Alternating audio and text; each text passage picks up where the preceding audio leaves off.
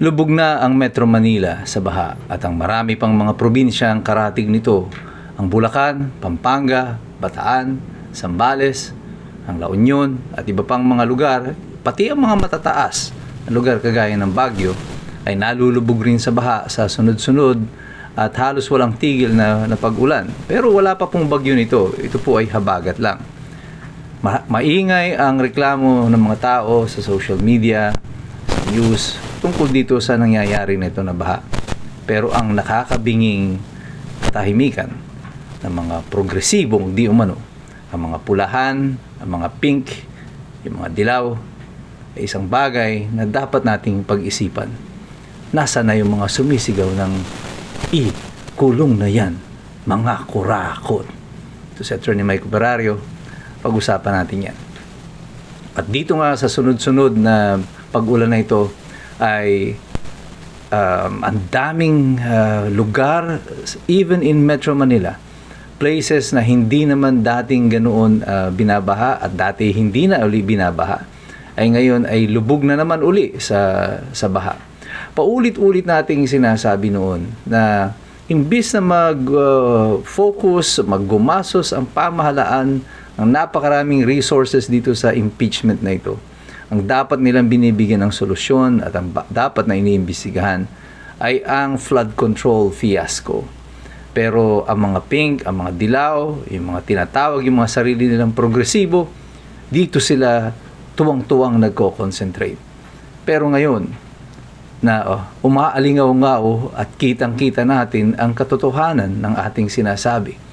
Itong flood control na problema na ito ay sasampal sa atin bilang isang bansa, isang araw. At yung araw na yan, naganap na. At nasaan kayo ngayon?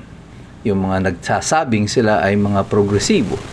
Yung mga galit na galit doon kay Inday Sara sa 125 million. Kasama ba kayo sa mga nakalubog ngayon sa baha? Pero bakit tahimik kayo? Bakit wala kayong kibo? Wala bang nakakakita sa hanay ninyo sa kung ano ang nagaganap sa ating bansa?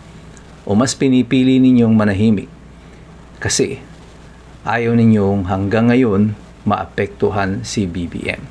Ito ang dahilan kung bakit marami sa mga Pilipino ay kumakalas at humihiwalay dito sa mga nagsasabing sila ay mga progresibo, yung mga centrist o yung mga social democrats, yung mga tawag nating popular ay yung mga dilaw, yung mga pink, kasama na din yung mga nasa extreme left, yung mga makakaliwa, yung mga komunista, at yung mga aktivista.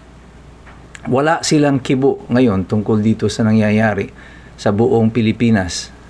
Ang kalikasan na ang nagre-reveal sa atin ng katotohanan na isang malaking fiasco, isang malaking kahangalan na tayo ay unahin at gumastos tayo ng 400 milyon para dito sa impeachment habang ang bansa natin ay nalulugmok.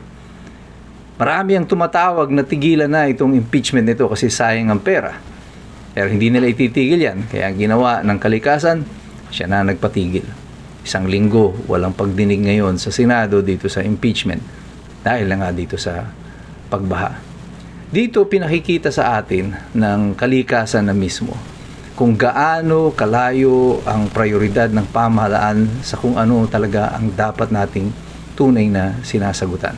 At ang ginagawa ng gobyerno ngayon, puro mga propaganda pa rin. Nasa gitna na tayo ng kalamidad, ang dami-dami ng mga tao ang apektado. Ang gusto nila, puro pa-picture pa rin. Si Vince Dizon, pag huhupa ang baha, pupunta sa isang lugar, magmumura. Mamimigay sila ng stuffed toy, pupurihin ang mga sarili nila, at sasabihin na konti lang naman daw ang baha. At ngayon si Claire Cason sinasabi, nakikinabang din tayo sa baha. These people are so insensitive na hindi nila halos maramdaman kung ano yung nararamdaman ng mga Pilipino.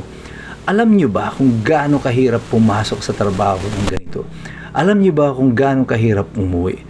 Alam nyo ba kung gaano kahirap yung walang hanap buhay, yung mga mangingisda, yung mga magsasaka dahil dito sa sunod-sunod na pag-ulan?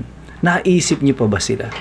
O ang iniisip nyo lang ay kung ano yung susunod ninyong propaganda para pagtakpan kung ano ang lahat ng inyong mga kapalpakan?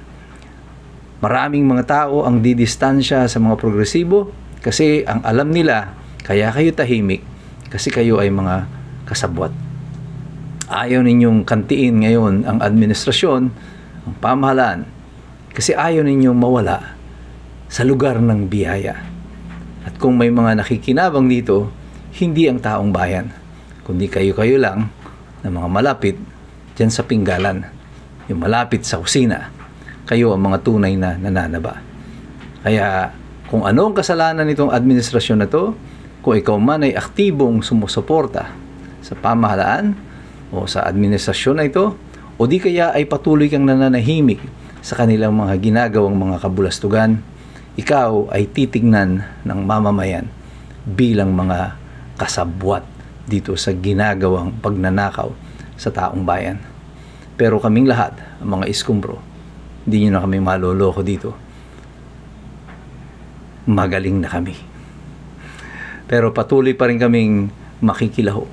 Patuloy kaming magmamasid. Patuloy kaming mag-aaral. Kasi hindi kagaya ninyo. Alam namin, mahirap makialam ang taong walang alam. God bless you. God bless us all. Mabuhay ang Republika ng Pilipinas. We are the resistance.